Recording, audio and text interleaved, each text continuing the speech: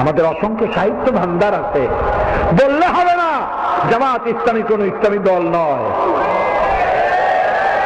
যিনি বলেন তিনিও কিয়ামতে উঠবেন, আমরা উঠব।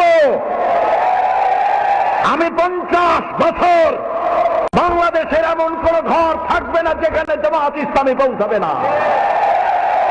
শান্তির জন্য কল্যাণের বার্তা নিয়ে সারা বাংলাদেশে সর্বত্র ইসলামের দাওয়াত পৌঁছে যাবে গণতান্ত্রিক পদ্ধতিতে।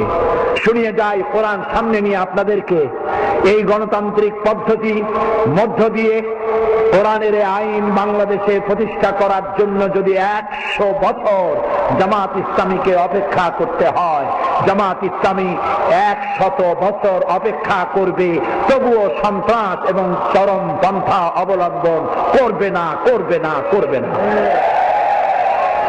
আমাদের অসংখ্য সাহিত্য ভান্ডার আছে, বললে হবে না জামাত ইসলামী কোন ইসলামী দল নয়।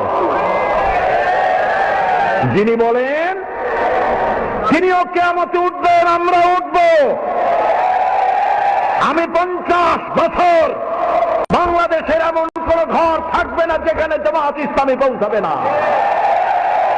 শান্তির জন্য কল্যাণের বার্তা নিয়ে সারা বাংলাদেশে সর্বত্র ইসলামের দাওয়াত পৌঁছে যাবে গণতান্ত্রিক পদ্ধতিতে।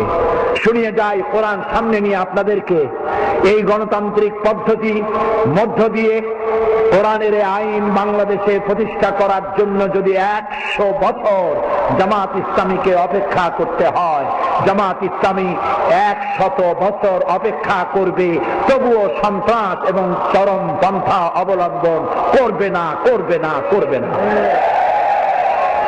আমাদের অসংখ্য সাহিত্য ভান্ডার আছে, বললে হবে না জামাত ইসলামী কোন ইসলামী দল নয়।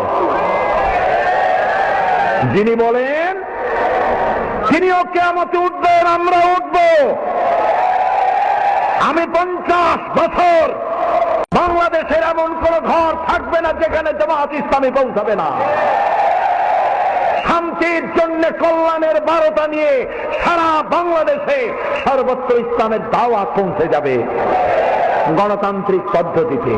শুনিয়ে যাই কোরআন সামনে নিয়ে আপনাদেরকে, এই গণতান্ত্রিক পদ্ধতি মধ্য দিয়ে কোরআনের আইন বাংলাদেশে প্রতিষ্ঠা করার জন্য যদি 100 বছর জামাত ইসলামীকে অপেক্ষা করতে হয়, জামাত ইসলামী 100 বছর অপেক্ষা করবে, তবুও সন্ত্রাস এবং চরম পন্থা অবলম্বন করবে না, করবে না, করবে না।